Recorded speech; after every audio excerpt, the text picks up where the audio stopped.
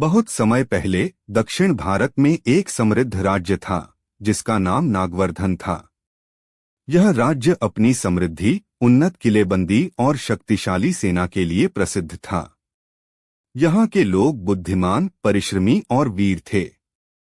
इस राज्य पर शासन करते थे राजा चंद्रसेन, जो न केवल एक महान योद्धा थे बल्कि कुशल रणनीतिकार भी थे। राजा चंद्रसेन का शासन न्यायप्रिय था और उनके नेतृत्व में नागवर्धन लगातार समृद्ध हो रहा था। लेकिन जितनी अधिक समृद्धि उतनी ही अधिक शत्रुओं की ईर्ष्या। उत्तर के शक्तिशाली सम्राट महापद्मनंद, जो अपनी क्रूरता और विस्तारवादी नीतियों के लिए कुख्यात थे, नागवर्धन पर कब्जा करना चाहते थे। उनके पास एक विशाल सेना थी जो युद्ध में किसी भी राज्य को मिट्टी में मिला सकती थी।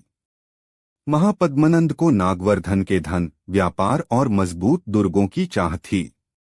एक दिन राजा चंद्रसेन को उनके गुप्तचरों से संदेश मिला। महापद्मनंद अपनी विशाल सेना के साथ नागवर्धन की ओर बढ़ रहे हैं।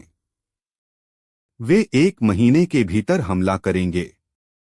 सभा में सभी मंत्रियों और सेनापतियों के चेहरे पर चिंता की लकीरें खिंच गईं। चंद्रसेन के सेनापति ने कहा, महाराज, उनकी सेना हमारी तुलना में 5 गुना बड़ी है। सीधा युद्ध हुआ तो हम हार सकते हैं। राजा चंद्रसेन मुस्कुराए और बोले, हमारी शक्ति केवल हमारी तलवारें नहीं, हमारी बुद्धिमत्ता भी है। हम इस युद्ध को बल से नहीं, चतुराई से जीतेंगे। राजा चंद्रसेन ने अपने प्रमुख कारीगरों, इंजीनियरों और रणनीतिकारों को बुलाया। उन्होंने एक गुप्त योजना बनाई। गुप्त सुरंगों का निर्माण। पूरे नगर के नीचे कई जटिल सुरंगें बनाई गईं, जो सीधे युद्ध क्षेत्र और दुश्मन की सेना के शिविरों तक जाती थीं। भ्रमित करने वाले मार्ग, शहर में कई नकली द्वार और भूल-भुलैया जैसे रास्ते बनाए गए ताकि शत्रु सेना अंदर आकर भटक जाए।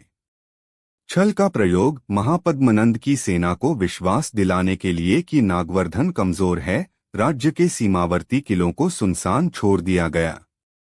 गुप्त सैन्य हमले। सुरंगों के माध्यम से सैनिक दुश्मन की सेना पर अचानक हमला करेंगे और उन्हें भोजन व अस्त्र शस्त्र से वंचित कर देंगे। यह योजना बहुत गुप्त रखी गई, केवल कुछ विश्वसनीय लोगों को ही इसकी जानकारी थी। 1 महीने बाद महापद्मनंद की विशाल सेना नागवर्धन के द्वार पर आ पहुंची। उन्होंने देखा कि सीमा के किले खाली पड़े हैं और नगर के द्वार भी बंद हैं। उन्होंने सोचा कि नागवर्धन की सेना डर के मारे छिप गई है। महापद्मनंद ने अपनी सेना को आदेश दिया, नगर का द्वार तोड़ो और इसे जीत लो। सेना ने पूरे जोश से आक्रमण किया, लेकिन जैसे ही वे अंदर पहुंचे, वे भ्रमित रास्तों में उलझ गए। हर गली एक दूसरी गली से जुड़ती थी, लेकिन असली रास्ता कहीं नहीं था। सैनिकों की टुकड़ियां अलग अलग दिशाओं में भटकने लगीं। इसी बीच गुप्त सुरंगों से नागवर्धन के सैनिक दुश्मन की छावनी में घुस गए और उनकी भोजन और अस्त्र शस्त्र आपूर्ति को नष्ट कर दिया। महापद्मनंद की सेना को कुछ ही दिनों में समझ आ गया कि वे फंस गए हैं। उनकी सेना को न तो भोजन मिल रहा था, न ही शस्त्र। सैनिक भूख और प्यास से कमजोर पड़ने लगे।